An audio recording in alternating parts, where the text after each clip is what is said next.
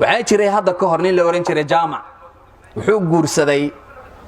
say ayuu guursaday say labaadna waa ku guursaday sayga koowaad uu guursaday waxa la oran jiray rawda ayaa la oran jiray sayga labaad uu guursadayna waxa la oran jiray ruwayda ayaa la oran jiray labaduba ilaahay fadligiisa laba gabar bay u dhashay mid walba gabar bay u dhashay wixii la iska noolaadaba qadarta ilaahay baa timide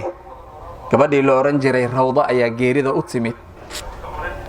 ruwayda waxay dhashay amran gabar la oran jiray rawdana waxay dhashay caban gabar la oran jiray waxay duruufta kaliftay gabadhii rawda dhashay oo caban dhashay haday dhimatay xogaa yar gabar marka soo hana qaaday bay ahayd dantu iyo ayaamuhu waxay biday in loo soo guuriyo eedadeedii eedana wala yaqaana Soomaa ma sha Allah labada gabdhood amran iyo cabanba waa isku wadada hadii ay u soo wada wareegeen eedadeedii oo rawda ahayd ay u soo wareegtay waxaan leeyahay ruwayda ay u soo wareegtay waxa dhacday hoolihii guriga sida baadiyaha la yaqaano way ka mashaqo badan tahay halka magaalada aan anagu ka joogno waxa la sameeyaa xoolihii baa la soo xareenaya waxa markii la soo xareeyo kadib waxa loo baahan yahay nirgooyinka in lagu sii daayo laga soo xareeyo bahalkii xoolihii la maalo habeenkii subaxdii markii la waago uu bariyo xoolihii la foofiyo sabadoodii laga shaqeeyo dhiilashoodii la cugo waa hool aad u culays badan gabadheedii ruwayda ahayd ruwayda xaaskii ruwayda ahayd hooyadii meesha booskeedii joogtay gabadheedii amran waxay tiraahdaa mar walba ii seexo hooyoy waxa hoosha dhagaha looga jafaa gabadhii la oran jiray caban la oran jiray baa 24 saac guriga looga manasiyo inay fariisato waa loo diiday leeylan wanahaaran shaqo ay ku jirtaa maray xoolaha soo xareyso maray nirgooyinka ku sii deyso mar ay dhiilaha cogto 24 saac hooshaasi waxay u noqotay continuous ilaa ay noqotay mid ay la falgashay way la qabsatay dheeli bay nolosheeday ka mid noqotay waa la wada weynaaday muddo badan markii la joogay kadib gabar walba waa la soo doontay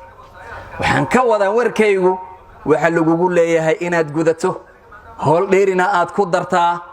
maxay ku jeclaysiinaysaa xadiisteedii iyo nusuusteedii waan soo sheegay midda ilaahay makhluuqana inay ku jeclaysiinaysaa qadiyadaasan u sii socda labadii gabdhoodba waa la guursaday waana la galbiyay ninkoodii baa loo wada geeyay meesha loo galbiyo waa iska baadiyo waa iska aqal hoori xoolo la soo xareenayo xoolo la foofinayo nirgooyin lagu sii deynayo ma hool aan had 24 saac ahayn gabadhii ninkii guursaday caban waaba hoosheedii meesheedii ka sii karaar qaadatay iyadoon loo dirinba war waxaan sameey cabeen aan la oran 24 saac hoosheedii qabsata markaasa waxa ka dhacday wiilkii inuu yiri jannatu dunya matani waa gabdhihii waxbayba dheer tahay ma mid ilaahay ku soo dirayba ninkii guursaday amran bish markuu ka baxay kadib waxa xoolo sidii loo sii daayay ma taqaan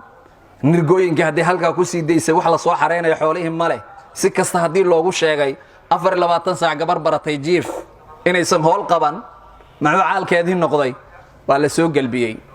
ninkan wuxuu yiri hadayba tan da kugu dhasho waaba khasaare idaafi buur balaayaha la tagtay cayaasidaani ha imoodo gabadhii baa la soo waday waxa loo keenay hooyadeedii ruwayda ahayd tolkeedii iyo qaraabadeedii baa la yaabay war ruwaydisay wax ka yihiin meeshii la rabay gabadhaadii inaad tababarto oo hoolo badan aad u dirsato oo maanta lagu intifaaco gabadhii shisheeyaha ahayd baad wax bartay oo caban ahayd say wax u jiraan hadal hal hays oo taariikhda galay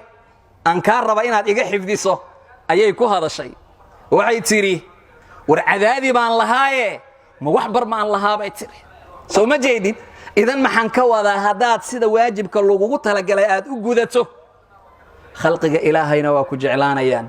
برنا إلهي أكتيسنا محمود باتكون نقونيسا إذن وحا إيقا دردارنا واجبات كل قول لي هاي إن آد قدته ولأجل ذلك هاي صومالي وحي ترى هذا أولاد آد شيء ما كلا جعلي لكن أيقا إسكا جعلي سي سوساس معنا إخواننا خيارك قولي غافر لو تنسى حدي هوش الله قبت آبا مركو يماذا كبها لغا سيو لغاها الله ريح ريحو أديقو اللغو ديرين فلانا يهب لا يستاقي بيها إيشب haddaad amar ka yeesho waa baarinimo laakiin waxa ka sii baarinimo badan inta aan lagu sheegin inaad garato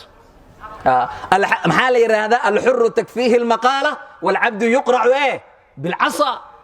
qofka gobta ah ishuu wax ku fahmaa saadaalinta iyo signaliska jira ayuu wax ku fahmaa